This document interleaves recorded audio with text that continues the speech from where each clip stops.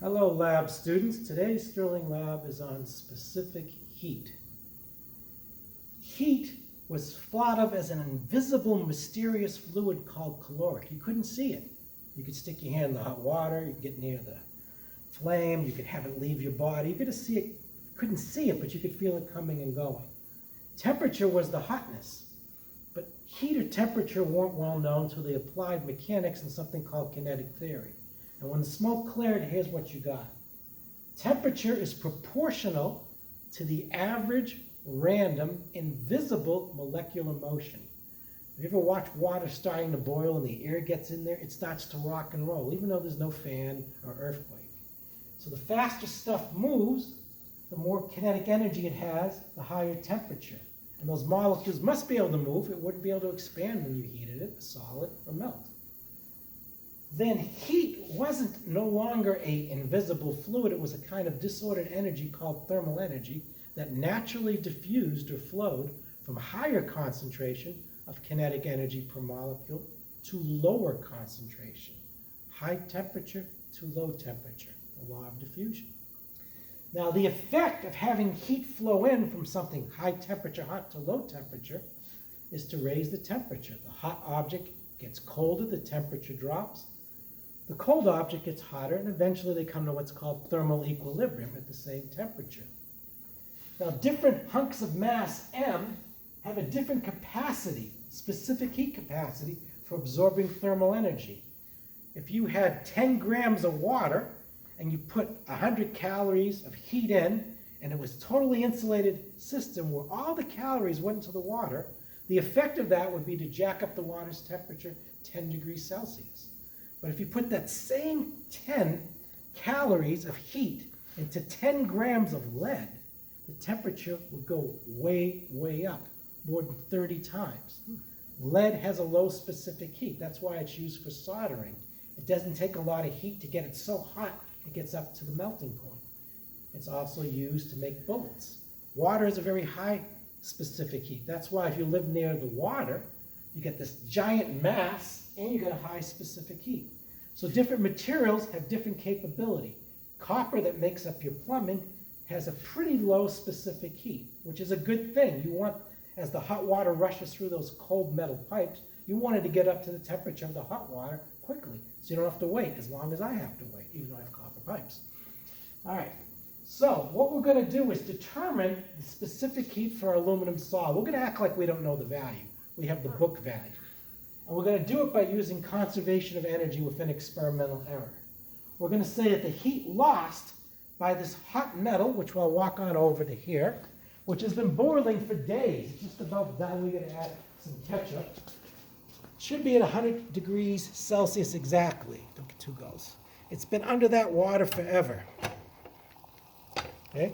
So it's had time to diffuse through the bulk. We're going to measure with this probe the heat of the cold water I'm going to add here. Then I'm going to do an expeditious transfer, putting the hot 100-degree metal into the cold water, which will be about 20 degrees. I don't know what it is. And then I'm going to stir it and get the final maximum temperature. That's the technique.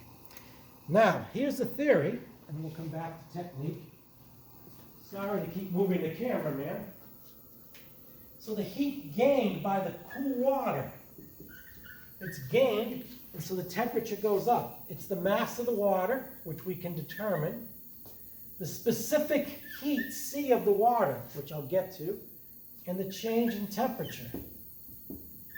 The specific heat for water is 1, just like specific density. Everything is compared to water. Before they knew calorie was a form of energy, and it was heat, they said, hey, a calorie is the amount of heat required to take 1 gram of liquid H2O, that's water, and raise it 1 degree Celsius. It's the most common stuff on the planet in our body. So our C here is 1 calorie of thermal energy required to take 1 gram of liquid water and raise it 1 degree. The temperature change is going to be the final common equilibrium temperature our lukewarm water and our lukewarm metal will have, minus the starting temperature of the water, which is relatively cold. And the heat lost by the hot metal, and I'm going to use absolute value terms, is equal to the mass of the sample which was already ascertained by putting it on the digital balance. We're going to pretend that I don't know what the specific heat of the sample. It's color-coded for your viewing pleasure. We're going to solve for that. And its temperature loss, because it lost heat, the temperature, it went from very hot, which was 100 degrees, 0.0, that's T hot, minus that lukewarm final temperature we're going to ascertain. And so by doing some algebra for the physical science students, you get it done for you. The physics 100 students, I'm sure you won't be watching this video and cheating. We can solve for C sample, since these two are roughly equal.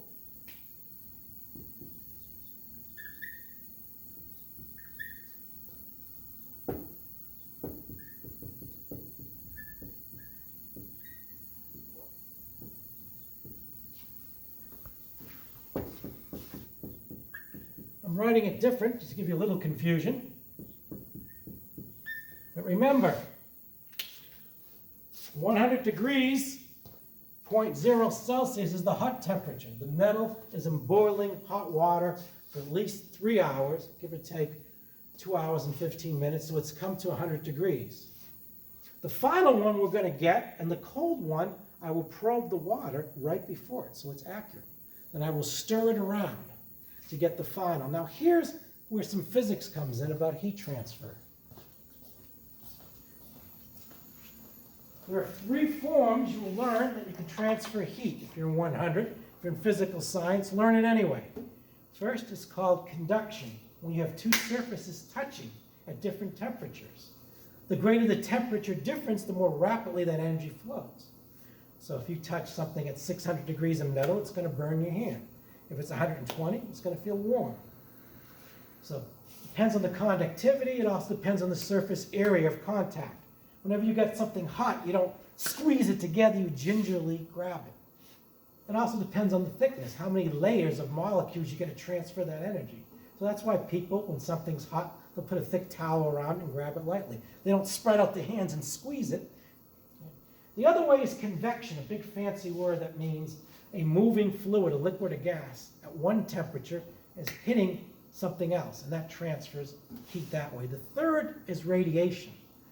Those molecules that are rocking back and forth generate electromagnetic radiation. At these temperatures, they're invisible infrared.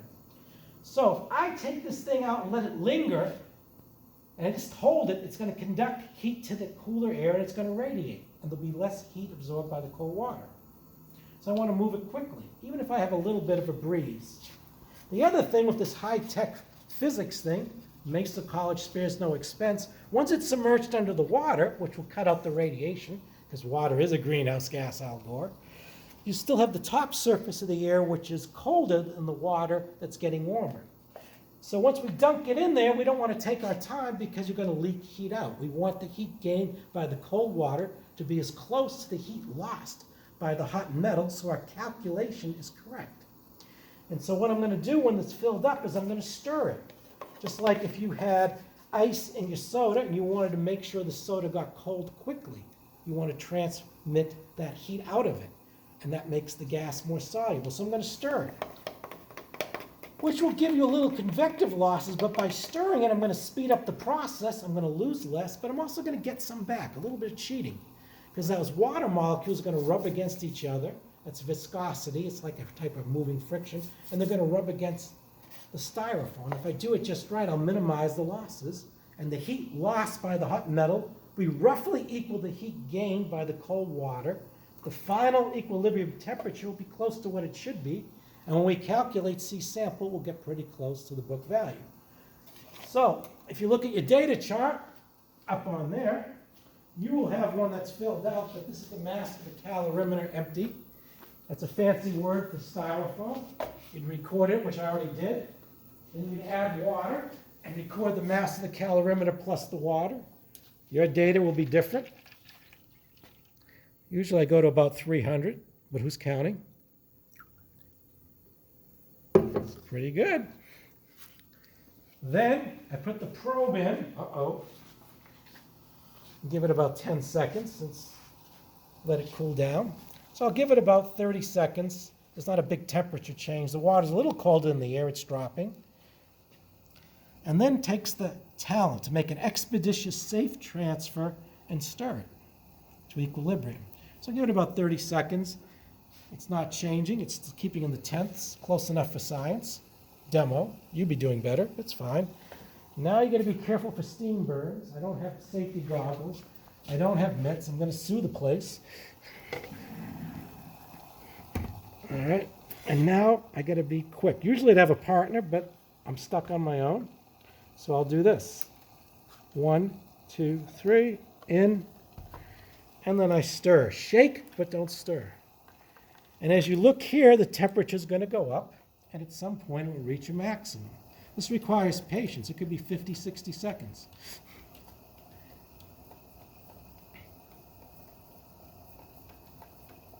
It's still rising.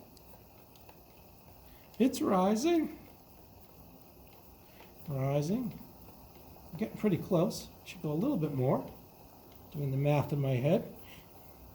And it's rising. A lot slower. When it stops moving and then it goes down, you know you're there. Almost there.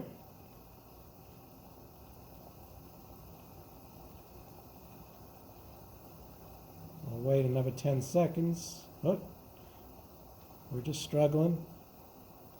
I think we have it. It'll be 29.2. And that's the lab. At least the technical part. So we would plug in all that data up on the board over there. You have sample data. So you can solve for the specific heat, this sample calculation, comparing it to the book value, which is 0.215 calories per gram degree centigrade, and you can get a percent difference. Your version, that will be online soon for your viewing pleasure, has all that. And you're comparing it with this value. Okay? So this is a sample calculation. So it's a quick lab. And we are done. Thank you, cameraman. That was a